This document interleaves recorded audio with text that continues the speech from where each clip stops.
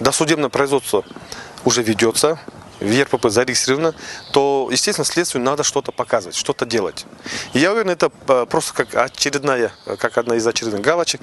Да, вот мы провели следственное мероприятие, такой обыск неожиданный. Возможно, они как раз и пытались элементом неожиданности. Вот я прошу обратить внимание, обычно вызовут на допрос, раз вызвали, два на допрос вызвали.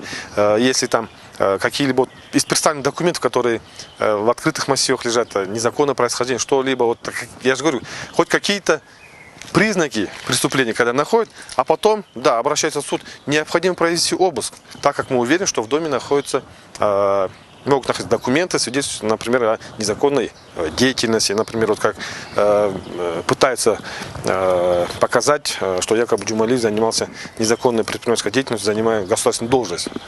Но, я говорю же, это была просто попытка найти что-либо. Но она, я считаю, не увенчалась никаким успехом.